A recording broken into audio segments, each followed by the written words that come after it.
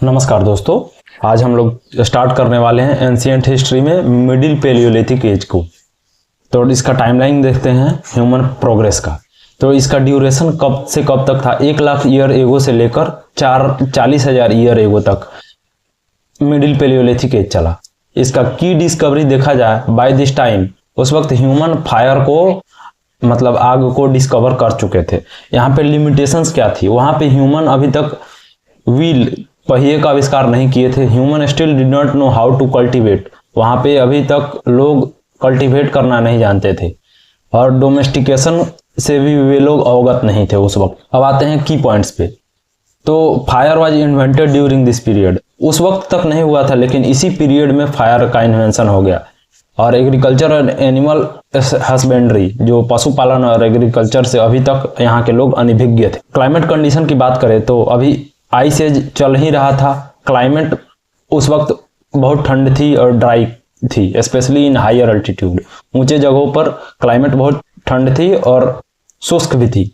और tropical regions experience significant increase. जो tropical regions था वहाँ पे रेनफॉल, बारिश में उछाल देखने को मिला, इजाफा मिला।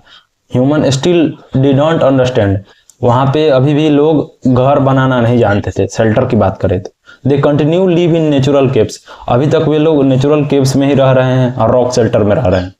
मेजर साइट्स देखा जाए तो यूपी का जो मिर्जापुर है, उसमें जो बेलन वैली है रिवर, वहाँ पे बहुत सारे केव्स और रॉक शेल्टर पाए जाते हैं। वहीं पे लोग रह रहे थे। पाकिस्तान, जो वहाँ पे सोन वैली रिवर है, वहाँ पे अभी भी लोग पाए जा रहे थे। सोन वैली रिवर में वो भी मेजर साइट बना हुआ था। अदर रीजन देखा जाए तो जहाँ पे लोअर पेलियोलिथिक साइट्स था, वहीं पे मिडिल पेलियोलिथिक साइट्स भी पाया गया है, जैसे कि राजस्थान, छोटा Nagpur, Maharashtra, Narmada river, Tungabhadra river sector में और विशाखापट्टनम के कोस्ट में। अब फिर बात करते हैं भीमबेटका केव्स की। जो भीमबेटका केव्स है अभी भी यहाँ पे सिग्निफिकेंट बनी हुई है। रिमेंड फेवरेट हैबिटेशन, यहाँ के लोगों की अभी भी तक फेवरेट है। रीजन क्या है? इसकी पॉपुलैरिटी की, शेल्टर आसानी से मिल जा रहा है। हंटिंग अपॉर्चुनिटी यहाँ पे ज़्यादा है, जंगल है तो जंगल से घिरा हुआ है, तो जो एनिमल्स हैं जिसको हंट किया जा सकता है वो आसानी से मिल रहा है। रॉ मटेरियल अभी भी सफिशिएंट है जहाँ से वे लोग टूल्स बना सकते हैं। की पॉइंट्स देखा जाए, ट्रॉपिकल रीजन्स में हेवी रेनफॉल देखने को मिल रहा है, जिससे हायर अल्टीट्यूड कोल्ड और ड्राई है, लेकिन ट्रॉपिकल रीजन्स में हेवी रेनफॉल होगा। यही हेवी रेनफॉल के कारण घास उगेंगे, आगे देखा जाएगा। Habitation pattern remained similar.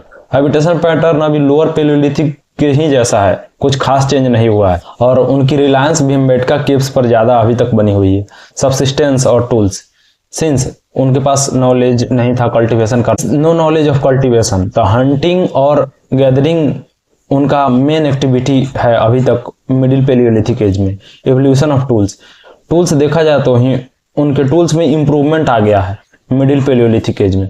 Flake industry, जो टूल्स वहाँ पे फ्लेक बेस्ड होता है। मैंने अगले लेक्चर में बताया था कि वो लोग पत्थर तोड़ते थे, इसको कोर बोलते थे और इसको फ्लेक बोलते हैं। तो वे लोग अब प्राइमरली फ्लेक बेस्ड इस वाले छोटे छोटे टूल्स का इस्तेमाल कर रहे हैं। कोर बड़े वाले टूल्स का इस्तेमाल उन्होंने लगभग कम कर दिया है।